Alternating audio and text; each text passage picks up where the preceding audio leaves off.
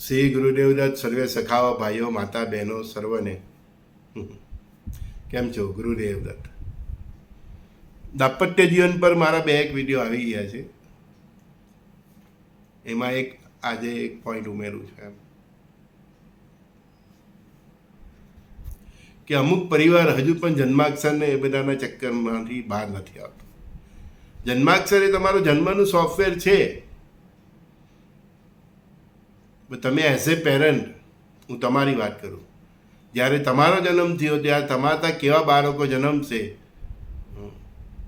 એ પહેલેથી જ પરમાત્માના સોફ્ટવેરમાં સુનિશ્ચિત છે. સિવાય કે તમે કોઈ એવા કર્મ કર્યા હોય આ જન્મમાં, તમારા દાંપત્ય જીવનની શરૂઆત પછી અથવા તો પહેલાં, તો તમારા જે સંતાન આવવાનું છે તેનો ભાગ્યમાં સુધારો થઈ શકે અથવા તો એક ખરાબ ભાગ્યવાળું બાળક આવી શકે. કારણ કે તમારું આ જન્મનું કર્મ પણ એમાં એડ થતું હોય.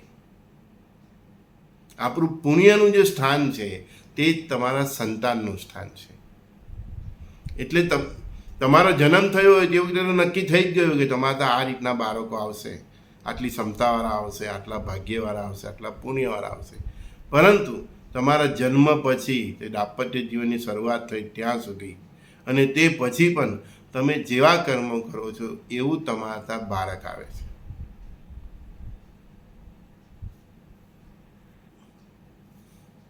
બાળકો તમારા મોટા થઈ જાય અને લગ્નની ઉંમર થાય, કુંદરી બતાવો એની ના નથી, દાંપત્ય સુખ જુઓ, બધું જુઓ, ધન સુખ જુઓ, આરોગ્ય પણ જુઓ. પણ દરેક બાળકના નસીબમાં પરમાત્માએ જન્મ વખતે જ લખી આપ્યું છે કે આને કેવી પત્ની મળશે, કે આને કેવો પતિ મળશે, કે એના કેવા બાળકો હશે. તમે લાખ કોશિશ કરો એની એ જ ગતિ થશે જે એના ભાગ્યમાં લખેલું છે. એટલે શ્રેષ્ઠ ઉપાય તો એ છે કે બાળકો જો એકબીજાને પસંદ કરતા હોય, એમના વિચારો મેળ ખાતા હોય, એમના શોખ સરખા હોય, એમનું શિક્ષણ સરખું હોય, તો પછી જન્માક્ષરમાં કેટલા વસા મળે છે, પુંડરી મળે છે, નથી મળતી, આ બધા પિક્ચરમાં નહીં પડો. રામ અને સીતાનો મેળાપ થયો, સ્વયંવર થયો. રામના ગુરુદેવ જાણતા જ હતા ને કે રામના જીવનમાં સીતા આવ્યા પછી કેવી ઝંઝાવાત આવવાની છે.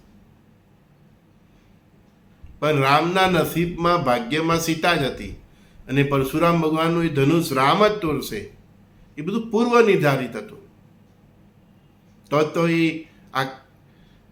એ સીતા માતાના જે ફાધર છે એમને એ જ તો કહી ગયેલા ને કે આ જે પરશુરામનું જે ધનુષ ઉઠાવશે તે જ એનો ધણી બનશે. એ બધું પૂર્વ નિર્ધારિત હતું. અને રામે આવીને ધનુષની પ્રચંડા ચડાવીને ટોયરું ને સીતાની સાથે એમનો વિવાહ થયા. બધું પૂર્વ નિર્ધારિત હોય છે. રામના ગુરુ કે રામના પિતાએ આ બધી ઝંઝટ કરી કે રામના ને સીતાના જન્માક્ષર મળે કે નથી મળતા. બધું પૂર્વ નિર્ધારિત જ છે.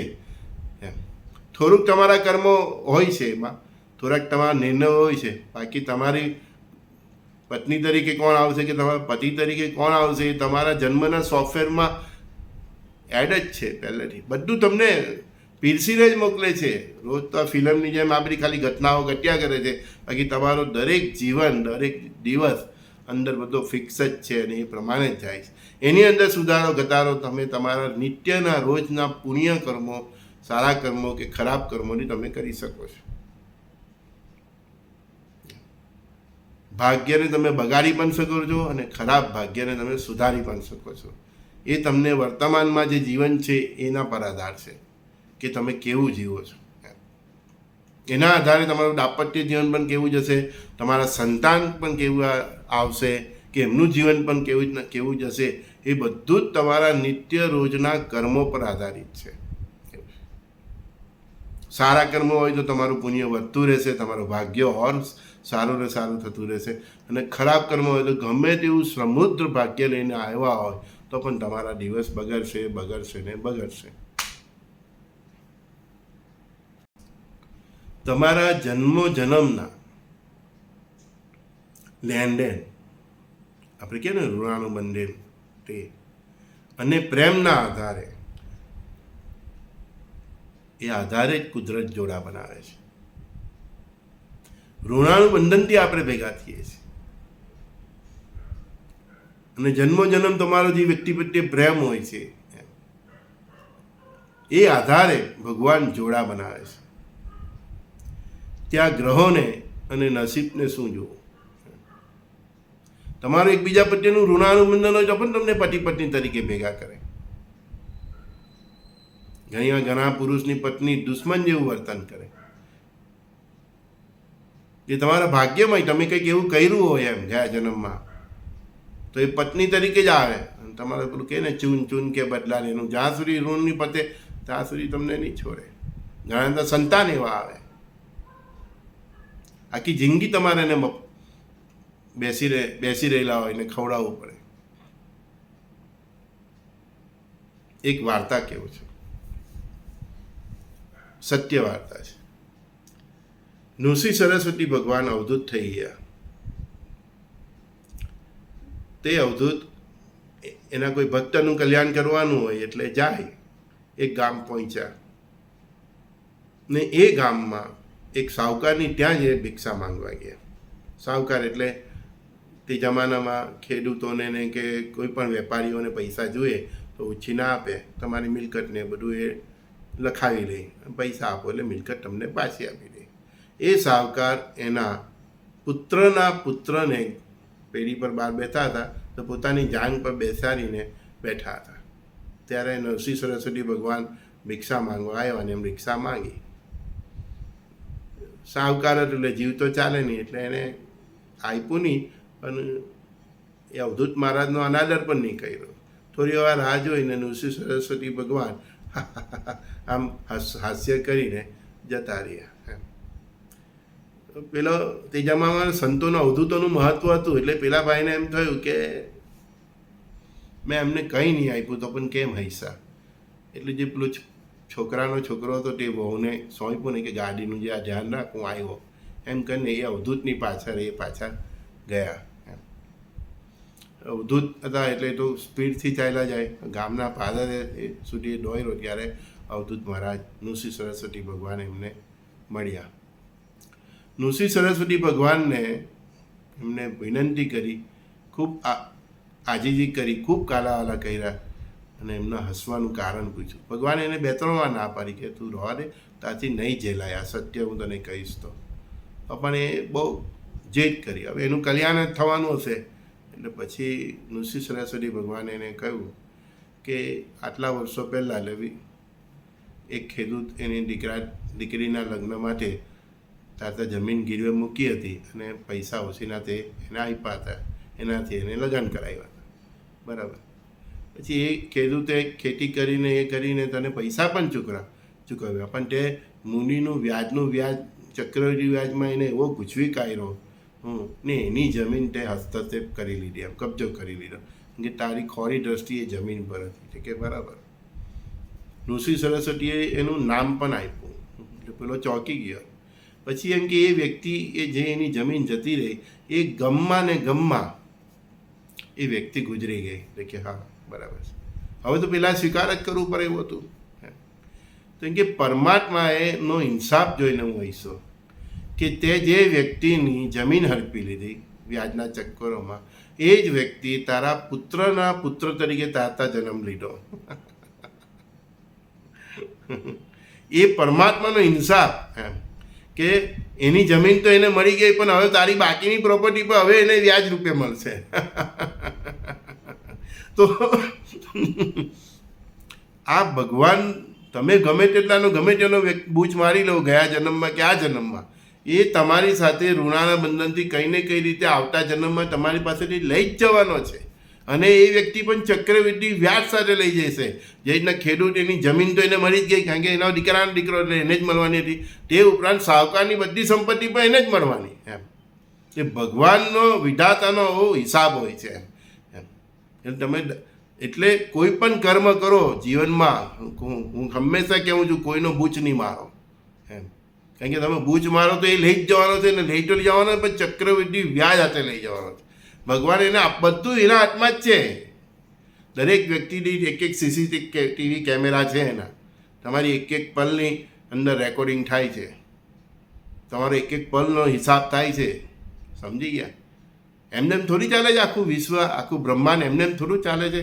પૃથ્વી એની ધરી પર ફરે છે, સૂર્ય એની જગ્યાએ છે, ચંદ્ર એની જગ્યાએ છે. આટલું બધું વજન છે તો એના બ્રહ્માંડમાં કેવી રીતે આધાર ફરે છે? એ વ્યક્તિ, એ પરમાત્માની શક્તિનું કંઈક તો વિચારો એમ. એટલે આ બધા ઋણાના બંધનથી તમારા પત્ની હોય, તમને પત્ની મળે છે, તમને બાળકો મળે છે, તમને મિત્રો મળે છે, તમને શત્રુ મળે છે, તમને સગાવાલા મળે છે, અને તમને મા બાપના ઋણાના બંધનથી જ મળે છે. એને તમે ગમે એટલી કોશિશ કરો, તમે નહીં ફેરવી શકો.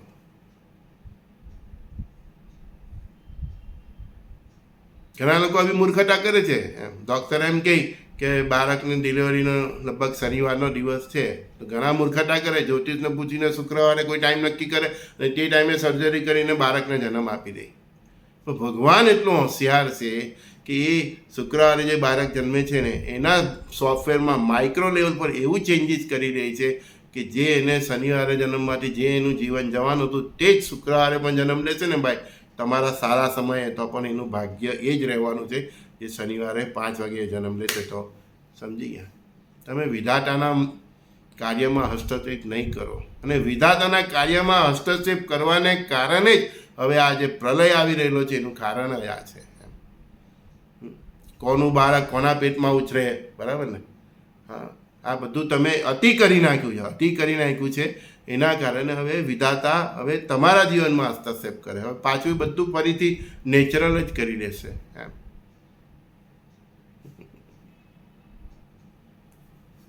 તો પરમાત્મા જ જોડા બનાવે છે. પરમાત્મા તમારા બધા જે ઋણાનું બંધન છે એના કારણે તમને આજે જે કંઈ પણ તમારા મા બાપ છે, પત્ની છે, બાળકો છે, પતિ છે, બધું તમારું ગયા જન્મનું જે લેખાજેખા છે, જમા ઉધાર. ઋણાનું બંધન એટલે હું એને જમા ઉધાર જ કહું છું, એના આધારે જ છે એમ.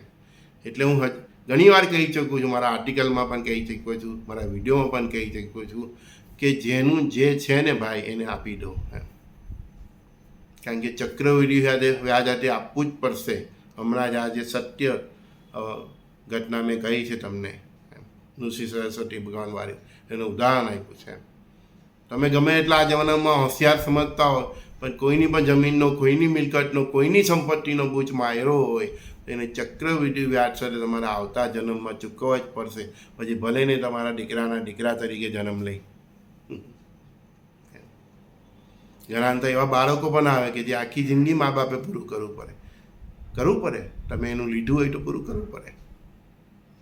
બહુ નેચરલ છે. પછી એમાં જ્યોતિષ શું કરે, કોઈ ગુરુ શું કરે? પછી તમને એમ થાય કે ફલાણા ગુરુ પાસે ગયા, મારું કંઈ થયું નહીં, ફલાણા જ્યોતિષ પાસે ગયા, કંઈ આનો નિકાલ નહીં આવે જ નહીં ને ભાઈ.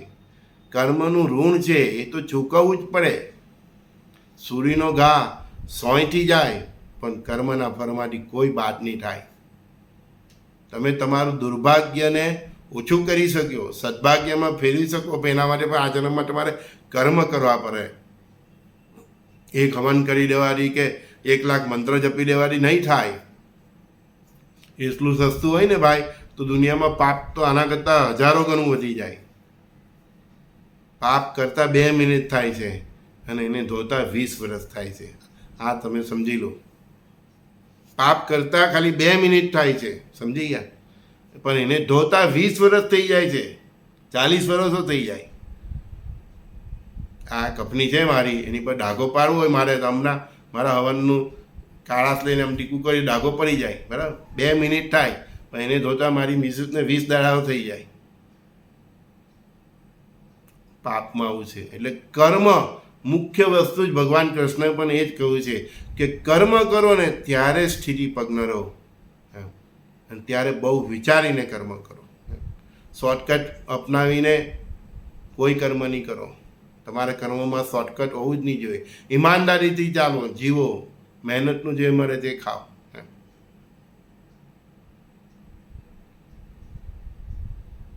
જેટલું ઋણાના બંધનથી મુક્ત રહેશો એટલા જીવનમાં સુખી રહેશો. આપણે બધા છે ને પિંડના પરિવાર છે. ભગવાને ઘઉંનો લોટ છે આપ્યો છે આપણે, એમાંથી સંજય બને છે, એનાથી કલ્પેશ બને છે, એમ એ રીતના આપણે બધા એ ઘઉંના લોટના જુદા જુદા પિંડ છે. આપણા બધાના પિંડના સંબંધ છે. દરેક આત્માની ગતિ એના કર્મો પ્રમાણે છે. એટલે જ એક જ પરિવારમાં બે ભાઈઓ હોય તો પણ એક સુખી હોય છે અને દુઃખી હોય છે. બે બહેનોમાં પણ આવું હોય છે. બંનેને મા બાપ એક જ હોય એમ, કારણ કે આત્માના કર્મો પોતાના અલગ હોય છે, એ પ્રમાણે જ એનું ચાલતું હોય છે. આ બધું ચક્કર ઋણાનું બંધન છે, અને એ ઋણાનું બંધનથી જ માણસને પત્ની મળે છે, સ્ત્રીને એનો પતિ મળે છે, એના બાળક એવા મળે છે, મા બાપ એવા મળે છે. એટલે એક જ કામ કરો, કોઈ જ્યોતિષ કે કોઈ સંત પાસે જવું નહીં પડશે. કર્મ કરો તો સાવધ રહો. બીજી વસ્તુ, નિત્ય કંઈ ને કંઈ પુણ્યશાળી કર્મ કરો. આપણા શાસ્ત્રમાં લખ્યું છે ગાયની અંદર 33 કોટી દેવી દેવતા છે. નિત્ય ગાયની સેવા કરો, રોટી ખવડાવો, ઘાસ ખવડાવવા જાઓ, સોમવારે મહાદેવના મંદિરે જાઓ, ગુરુવારે સાંઈબાબા કે દત્ત મંદિરમાં જાઓ.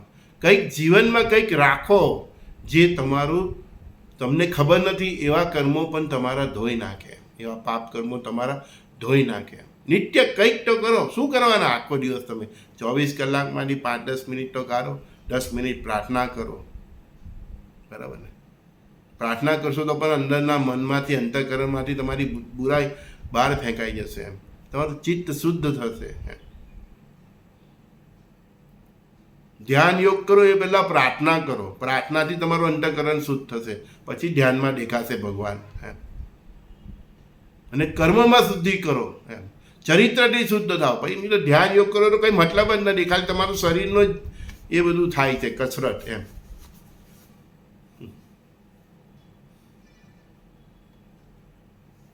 ચાલો તો મળીએ પછી ફરીથી.